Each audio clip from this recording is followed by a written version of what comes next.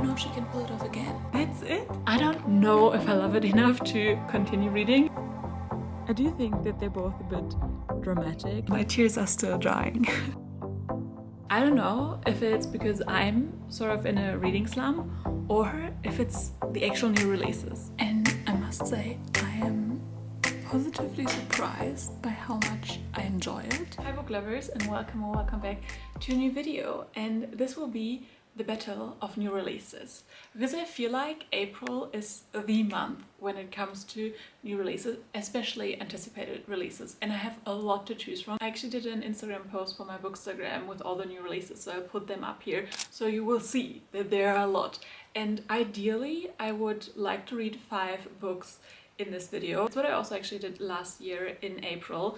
I did the same concept, battle of the new releases, and I predicted how I would rank, and I was so wrong last time. Not one of my predictions was right, so we will see how I do this year. But first let's talk about the books that I want to read. So the 4 books that I 100% will read are Abby Jimenez's book Say You'll Remember Me. I am so excited for that one. Then we have the highly anticipated final book for the Powerless Trilogy, Fearless, which comes out on the 8th of April, and I am so excited for that one. Then we have our 1 book release of Emily Henry. I think she always comes out with an April release, and her newest book will be Great Big Beautiful Life. And the 4th new release that I will definitely read for this video is King of Envy by Ana Huang. Definitely not as excited maybe for that one, because her latest releases from last year were quite disappointing to me, but I still want to continue with that series, which is King of Sins, I think, and I just want to see if she is able to like get me on the good side again. So these are the 4 books that I 100% will read.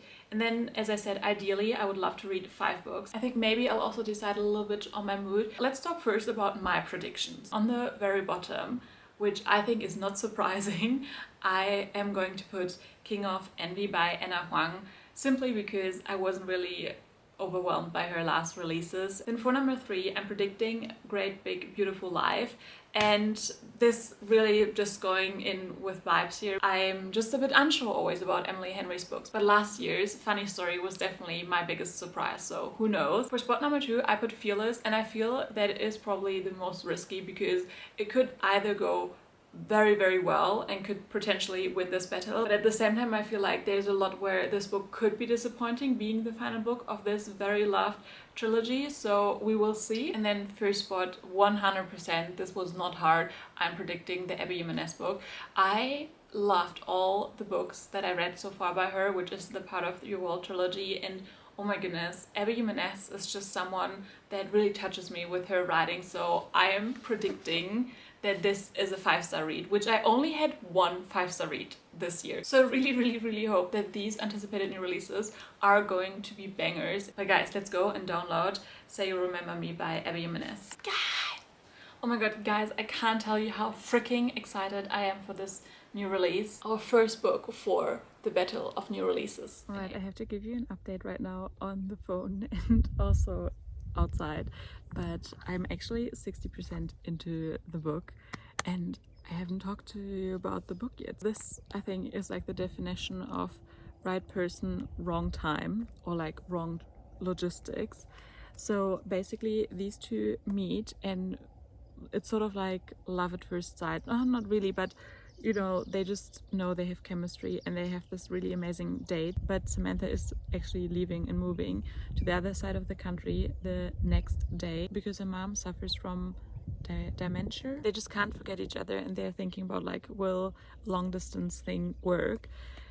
And here's the thing, like, I do think that they're both a bit dramatic, and I understand that, you know, it is the purpose of the book, but maybe I'm also not the right audience. I was in a long distance relationship for like 5 or 6 years. So I think I don't love the overall concept of the book, if that makes sense.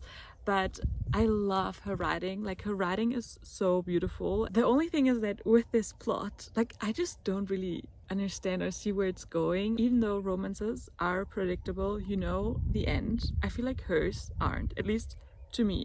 I don't know how they will resolve their situation, because at the end of the day it seems kind of doomed, their relationship, and I'm interested to see, okay, where will this go, how this is written and how the story is structured. It kind of reminds me of Nicholas Sparks. Like, I don't think I've ever read a book by Nicholas Sparks, but his movies are quite famous, and I feel like if you want that type of feeling, then you would enjoy this, because it has this underlying hurt feeling, also because of the struggles, especially with Samantha and her mom. Like, it definitely gives like that painful heartache feeling that I always get when I see like a Nicholas Sparks movie. Okay, very quick update. I literally just wanted to like set up to film a little bit, but I had to charge my camera, so I thought, oh, I will just read a little bit more, because I thought there was still like a bunch left, and now I can't believe like the chapter I just read was actually the last chapter, and now we have the epilogue, and I'm like, that's it? I just didn't see that being the end. For some reason it really took me off guard. I guess I'll read the epilogue and then I'll tell you about my final thoughts of this book. It's a couple days later and I've got a problem, guys. I don't know if it's because I'm sort of in a reading slump or if it's the actual new releases, because I finished Say You'll Remember Me and then started Fearless by Lauren Roberts, and I was beyond excited for the final book in that trilogy. I'm like 20% into the book and decided now to read something else, just because I feel like I'm not 100% in and that I'm not giving it the best of chances. I'm not saying it's bad or anything, like I really don't, but I started In Good Company now because I feel like maybe also my brain just can't deal with fantasy right now. Like, it's a bit too complicated, even though I would say the Powerless series is really not complicated when it comes to the fantasy world. But In Good Company by Kat Singleton is actually also a new release. It's not one that I saw myself reading. I'm like, I don't know, 12% in. I don't know if I love it enough to continue reading, and again, comes down to the question, is it me or is it the books? I read one other book by this author before and I can see the similarities, and I didn't absolutely love the other book. Like, it was a 3-star read, definitely not anything bad, but definitely also not something like fantastic that like stick with me for a long time. It was a Marriage of Convenience, that's why I think I also read it, and this has like similar elements. I mean, the tropes are interesting because it's ex-boyfriend's brother, bit of an age gap. We have billionaire and boss employee because she becomes the private chef of him. It just, the writing, it's a bit fabricated. So far, I just feel like it's like a carbon copy of like, you know, that typical rich hero. I'm not like fed up by romance, by no means. Like, I was in the mood for romance. So should I stick with this, or I'm like, should I try another one and see if this goes better? Because also Enchanted just came out. The thing with Enchantra is that it's also like a dark romantasy, and I'm like, I couldn't really stick with Fearless right now. Should I then start another fantasy? Ugh. I wish you guys could help me out right now, but that is my struggle. However, I did finish one book for this video already, and I haven't given you my final thoughts. So let's talk about my review for Say You'll Remember Me. This one is a bit difficult because for sure, like in my predictions, I thought this would be #1. I thought this is a guarantee 5-star, and it is not, in fact. I mean, even the ending was quite abrupt, and I would say the way she told the story and just like the core of the relationship, this just felt a bit depressing, also boring, and it sounds so bad because I understood the characters, but still I feel like they were really dramatic, and I was like, there are worse things in life, and I mean, they've been dealing with a lot of shit. I don't want to like take that away from the characters, but for that to be like the center of this whole book, it just didn't work for me. And I also think that because the relationship and the nature of it was like, you know, the whole struggle and everything, that it almost felt more like a side plot, and everything else that was going on with the characters was much more important and like part of the book. And it definitely read like general fiction. Like, I would go as much and say this was like the least romantic book that Abby Jimenez wrote. So overall, I would give it 3 stars. And the thing is, you know, 3 stars are sometimes difficult because even within that range, I'm like, it's so different. Because one thing that Abby Jimenez is amazing at, and I really want to stretch that, is that her writing is utterly beautiful. Compared to some other 3 stars that I gave out, this is better because of the quality of the writing. It's just that it didn't really hit. I didn't really feel, you know, any tension in the sparks. Like, I wasn't excited in the book. I do think it was boring, so I can't really bump it up, but the writing itself really made it worth. And also, 3 stars is not like a bad review, like it's still a good book. So right now in the battle of the new releases, You'll Remember Me is still up there because it's the only book that I finished so far. But yeah, since you can't talk back to me, I think I'll just stick with In Good Company. I shouldn't read Enchantra when I just decided not to continue with Fearless for a couple days. So yeah, In Good Company it is.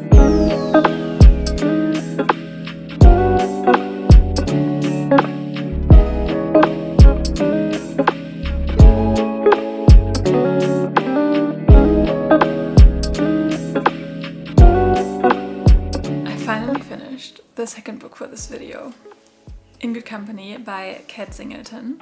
And what can I say? My main critique really is how plain the characters were. This also felt just like any other romance I've already read, and I think especially the guy was literally a carbon copy of all the other ones. There was not really anything like unique to this story or very like deep and interesting. It felt all very like shallow. At the same time, I think there's an audience for exactly these types of books out there because it's very mindless. I just think for someone who read a lot of romances, this really didn't stood out. I will say though that I enjoyed the second half of the book a lot more. I think if the story would have been told a bit differently, I think you could have had a lot more intrigue into why, you know, they couldn't be together, or just more tension in general, because her backstory actually was very interesting. It just came into play so much later, which I didn't really get why, because that is, you know, where you draw the emotions from. So I wish that we would have known like her backstory earlier on. But overall, I feel like this was a plain old 3-star read. In the overall battle of the new releases, I would put it underneath Say You'll Remember Me by Abby Jimenez, just because I like the writing style a lot more. So after finishing this, I feel now more than ready to jump back into Fearless, and also very excited, which was definitely something missing with the last few reads. So let's hope that Fearless will be a true winner. I'm doing a little read with me in nature, and for that I'm going to continue with this beautiful book.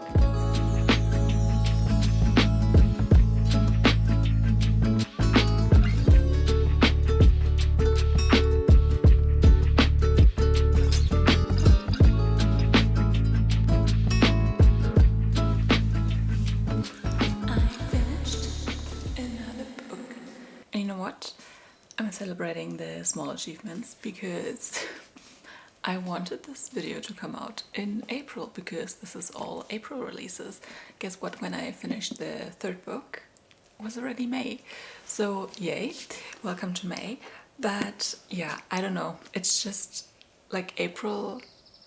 We're not talking about that month. Let's rather talk about Fearless because I finally finished this book, and yeah, I took kind of forever to read this, but it wasn't really the book's fault, really. That was me, not the book in this case. However, I also said a little bit on this book on my final rating, my final review, because this was a book, I think maybe it was like second place, that I definitely thought, you know, was like up there, 5-star potential, and unfortunately it's not a 5-star read. I did enjoy this book, I enjoyed the romance.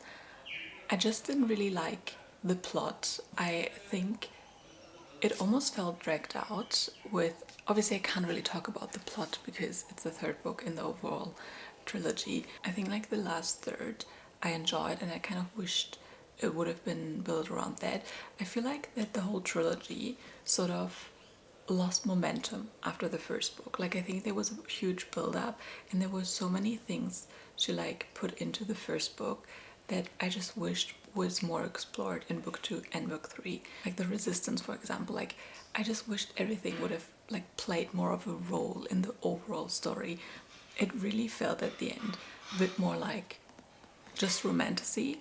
And even though I'm like a huge fan of romantasy and I mainly want that from fantasy, I don't know, I just, for like a trilogy, we have 3 books, there could have been more. I think that the writing is beautiful. She was like 18 when she wrote the first book. She's still so young, and for like her first fantasy, I mean, chapeau first of all for writing it. And I'm definitely taking that into consideration as well, that, you know, it was her first like debut fantasy world trilogy, and I am so excited for everything she's going to come out after this as well. I think one thing that I also just wished for, I'm not really a huge YA fan anymore, or I don't know if I ever was, but I think it's just not really my age group. I don't mind it as much in fantasy than in romance, but still this romance wise felt very YA, even though other parts didn't feel YA at all. So I also kind of hope for a bit more there, because at the end, in like a trilogy, there is something lacking for me. But still, I can 100% recommend this trilogy. I loved, like, one of the best quotes was the reference back from the first book with her eye color. Oh, Kai, the words that you used, and again, the writing of Lauren Roberts is so beautiful. So I was like struggling with the rating. I was something in between like a 3.75 or is it a 4-star? I don't know, I think I gave the second book a 4-star. Plot-wise, there was a lot like missing. Like when the plan was revealed of one of the like main side characters, I was like, that should have been like the whole story sort of from the beginning. Like that's where I would have wanted it to go. And I also didn't like some of the like I also kind of felt sad after this book, and not sad because the whole trilogy was over, just sad for a lot of like endings of characters and that type of stuff. So I feel like a 3.75 is where I will settle. The first book still a 5-star, and overall 4-star series. And you know what, since we have the first book that is at least above 3 stars, I'm so excited to start the next book, and I also got the physical copy of that one. So I'm always a bit unsure about Emily Henry's book, because I'm not like a general fan where I would say every book is like a 5-star read. However, her last release from last year won the battle of the new releases, and it's like one of my favorite books ever. It was the only 5-star I ever got from her, and I don't know if she can pull it off again. But this is inspired by Taylor Swift's The Great American Dynasties, which is from one of my favorite albums, Folklore, and it was also the surprise song I had when she performed in Hamburg. They said, there goes the last great American dynasty. Who knows if she never showed up or could have been. There goes the maddest woman this town has ever seen. She had a marvelous time doing everything. So I feel like it's a sign. Okay. The first kiss just fell and I am invested. I feel like it was kind of quick, but also I'm really enjoying this book so far.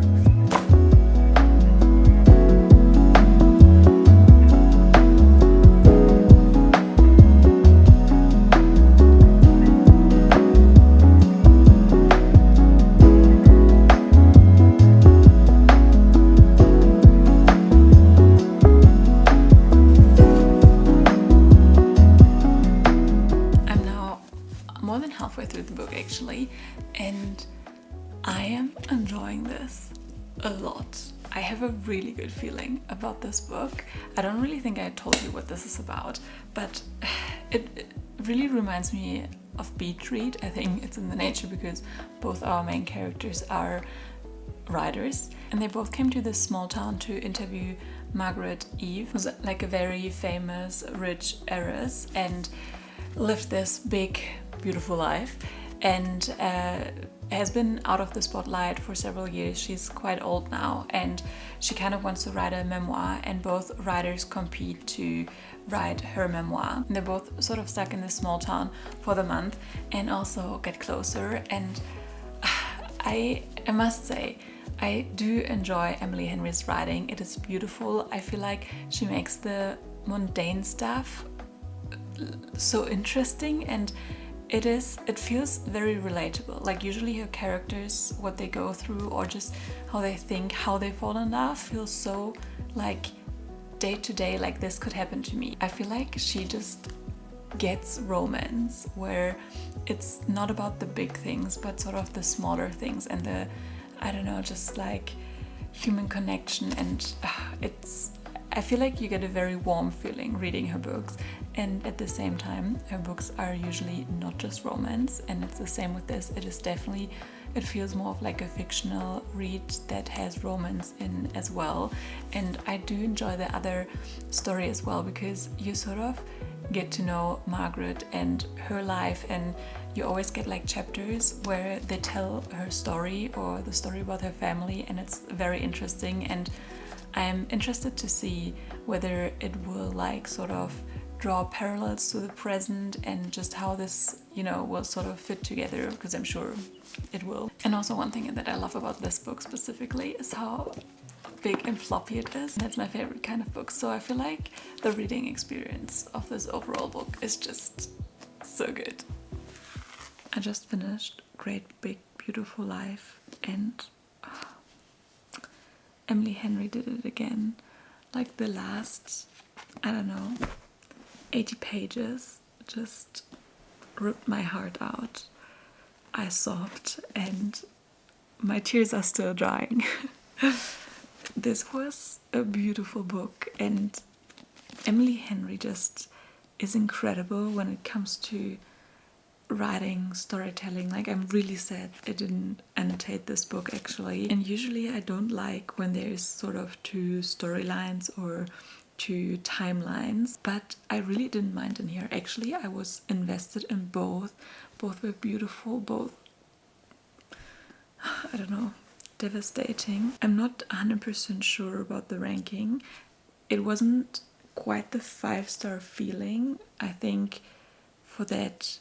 And that's always the downfall of having like two stories being told, that I feel it wasn't really enough of both. And I think I would give it probably a 4.25, because I was comparing it a lot to Beach Read as well, and I loved Beach Read too. And yeah, I think I'm happy with that rating. It was still like so beautiful, and I wouldn't be surprised if this is the winner again from the Battle of the New Releases, which it does surprise me, because really from her first book, like People We Meet on Vacation, that I read by her, I wasn't a fan, okay? So yeah, I'm a fan now though. Like this, yeah, just really took my heart, and I'm so glad that, you know, a book could still make me feel those emotions, because yeah, I was doubting myself here, or if I'm in a slump, but this book proved me wrong. It's so beautiful. And you know what this book mainly, like, really want me to do is to reread Funny Story. Like, Funny Story is still my favorite book by her. Is, I think, one of my favorite books of all time, probably. And just like reading Emily Henry's writing, I was like, I really need to reread Funny Story this year, because that book is just still on my mind. I'm gonna go to bed now, but so happy with this book. Oh, hi there. Well, now that you're here, it's time for the final book of the Battle of the New Releases, and that is King of Envy by Ana Huang. Do I have hope for this book? I don't know. Since I didn't really love her releases from last year, I don't have like those super high expectations, but the one thing Ana Huang is so good with is always like making me excited for her new release, like the teasers, and just also how she sort of teases the couple from the other books. Like, I want their story. And I also think that the plot is kind of interesting, because we have a marriage of convenience, but the romance is not between the two people in that marriage of convenience. Well, it's actually only an engagement, but she is engaged, and Vuk, the other guy, is the best man of the groom, and he is kind of obsessed with Ayana and wants her for himself, but well, she's engaged to his best friend. So that's a problem, but that sounds like, you know, just a lot of tension, a lot of complicated emotions, a lot of, yeah, just tricky situations, and I'm here for that. So I'm giving Ana Huang a benefit of a doubt, and we'll see how it goes.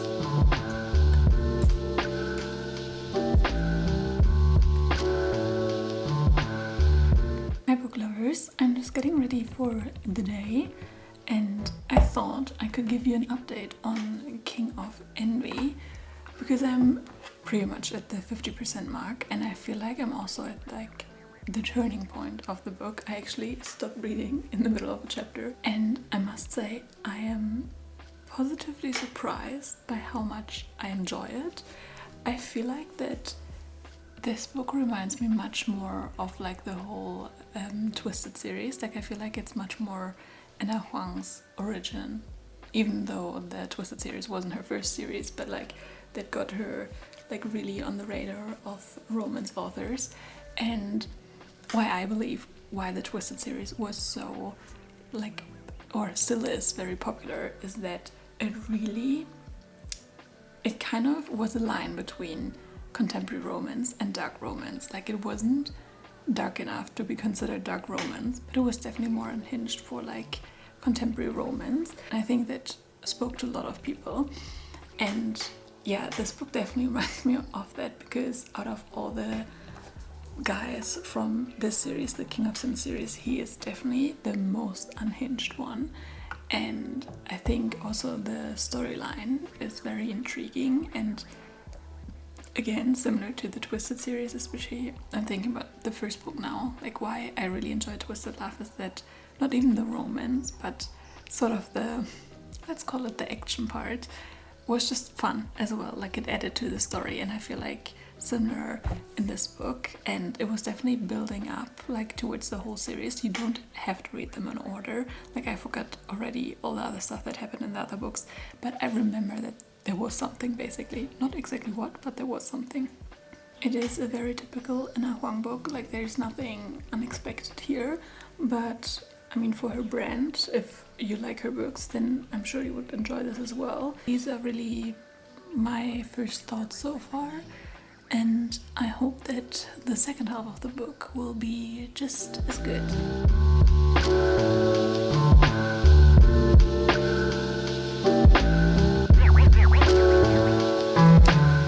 So I'm at chapter 50, and I don't know, is King of Envy actually dark romance and not contemporary romance anymore? Like I think in my previous update I said that she always like sort of toes the line between like contemporary romance and dark romance, at least with her Twisted series. But this, I would say, goes more into light dark romance, because it's unhinged, and therefore it's also very plot driven. Usually I would say her books are more plot driven than character driven. I want to check now if this is like declared as dark romance. Okay, I'm glad to see that on Goodreads at least like the second tag is dark romance. It's also contemporary romance, but I'm glad it got that tag, because yes, I haven't seen any of her like teasers, or I haven't really kept up with her updates on this book release, which I usually do because I really enjoy her teasers. But I'm actually interested to see how she promoted the book,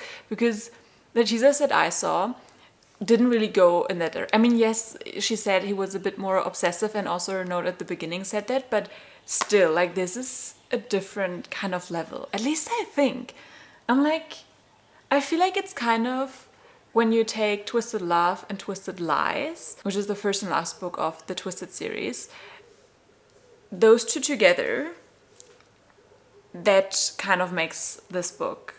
But I think even then this is a bit more unhinged. But yeah, interesting. I have 10% left of the book. But I'll give you obviously my final thoughts after I finished the last book for this vlog. Guys, we're finally here. I finished the last book, King of Envy, and that alone just makes me really joyous, because wow, this reading vlog took a while, and I'm so sorry for being late. I also got sick in between, so yeah. Also my work life was just extra hectic. So anyway, not here to complain. I want to talk about King of Envy. And King of Envy, I feel like, is sort of, I don't know, like it was definitely the underdog, and I feel like it's definitely not the winner, spoiler, but it's sort of like a winner on its own, because yes, I can still enjoy an Ana Huang book. I feel like by now I just know what I get from her, and that's okay. Like, this book was way more dark romance than I expected, but it was still very much Ana Huang, and I enjoyed it. It was very long, it was very plot driven. I don't think the characters were that deep, and I know by now that I just enjoy more character driven stories and sort of a deeper connection. But I also know that what I like about Ana Huang I got from this book, and that's okay. Like, it's always a really easy read,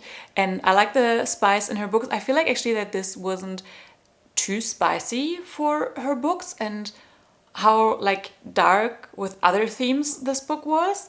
So there's that. But yeah, I did enjoy it, and I think if you like Ana Huang and her book series, then you would also enjoy this one. I'm honestly debating whether I should give this a 4-star. Like, I feel like honestly bad giving this a 4-star and then not giving Fearless a 4-star. Maybe in another video I should explain how I like rate things. Like, I can't really compare these two. You know, Fearless is a fantasy book. I sort of judge that differently from, you know, a contemporary spicy romance. And I think for what the book was supposed to do, it was good. Like, it delivered on that. And also, obviously, compared to Fearless, I had a lot more expectations of Fearless. I love that series in general so much more. Like, it is such a beloved series of mine.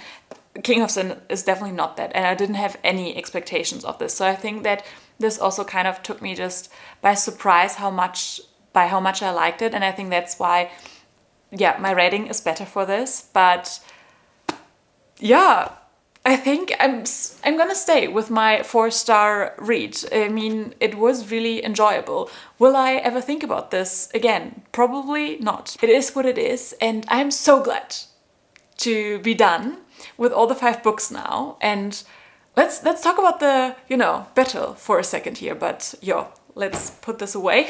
The winner of the new releases, who would have thought, not me, is Emily Henry.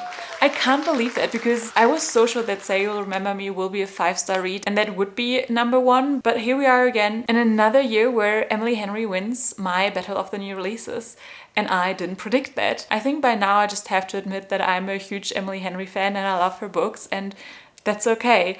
I am really sad to see Say You'll Remember Me so low on the bottom, to be honest, and I'm almost glad I read that other book so it's not, you know, on the very bottom. But yeah, it is what it is, and also surprised to see sort of Fearless only in the middle. That's why I do the predictions at the beginning, to compare, you know. Also, thank you so much if you stayed, you know, until now, until the very end. If you did, you know, leave a little purple heart, share some love. Thank you so much for watching and yeah, staying with me. I hope you'll stay for a while, so definitely give this video a like and also subscribe for more bookish content in the future. And I'll see you guys in my next video. Bye!